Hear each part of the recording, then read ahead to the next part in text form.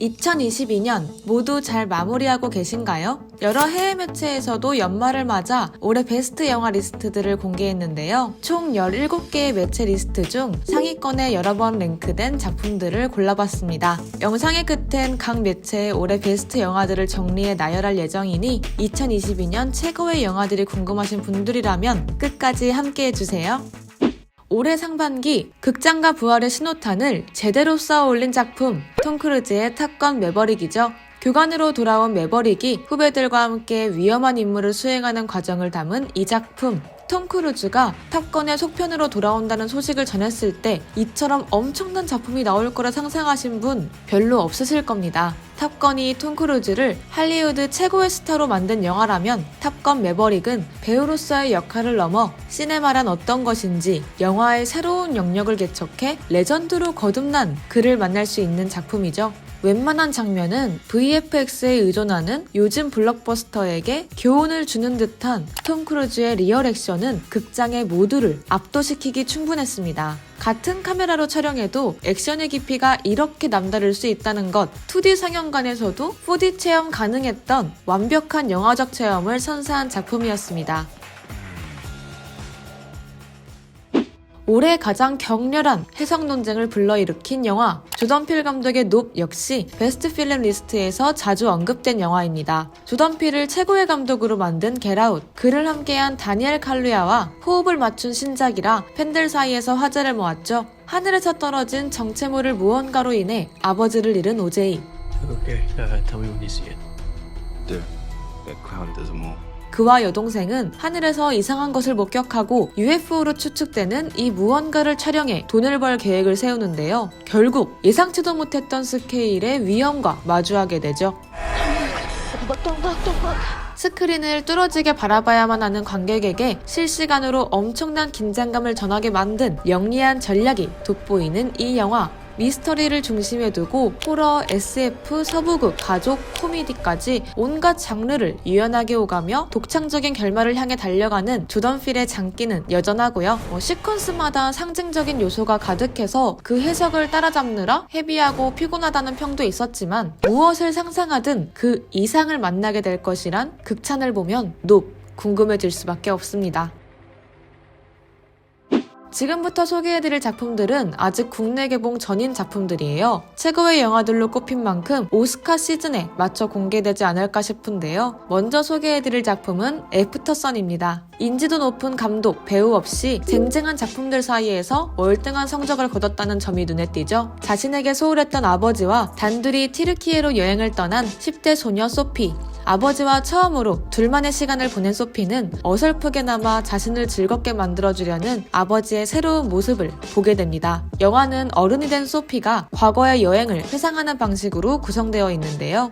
한 줄 시놉시스와 예고편만 보고 추측하자면 어른 같은 딸이 아이 같은 아빠를 이해하는 과정이 담긴 것 같죠? 부녀 사이를 표류하던 감정들을 시각화해서 너무나도 아름답게 담아냈고 가족과 관련한 기대와 실망, 이해, 자괴감 등이 섞인 보편적인 기억이 결국 관객의 마음을 쿡쿡 찌르는 그런 영화가 되지 않을까 싶은데요. You never know where you'll end up, though.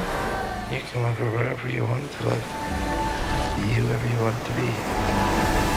큰 사건 없이 잔잔한 단편소설과 같은 전개가 이어지지만 극장을 나올 때 여운이 상당하다는 평이 많더라고요. 노멀피플을 통해 라이징 스타로 거듭난 폴 메스칼이 아버지 칼럼을 연기했고요. 프랭키 코리오라는 스코틀랜드 아역 배우가 주인공 소피를 연기했는데 경력이 하나도 없음에도 불구하고 엄청난 연기를 선보였다고 합니다. 비전문 배우가 배우보다 훨씬 훌륭한 연기를 펼쳐 관객을 압도했던 플로리다 프로젝트, 아메리카 허니 등과 비슷하지 않을까 예측되는데요. 밉보 작품만 선보였던 A24의 영화라는 사실이 신뢰를 더합니다.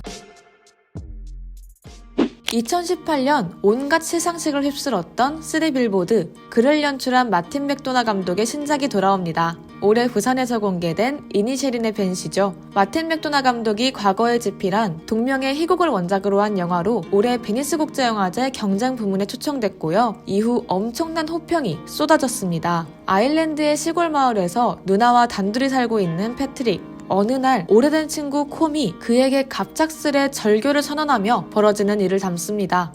Now, if I've done something to you, Just tell me what I've done to you. When you didn't do anything to me. I just don't like you no more.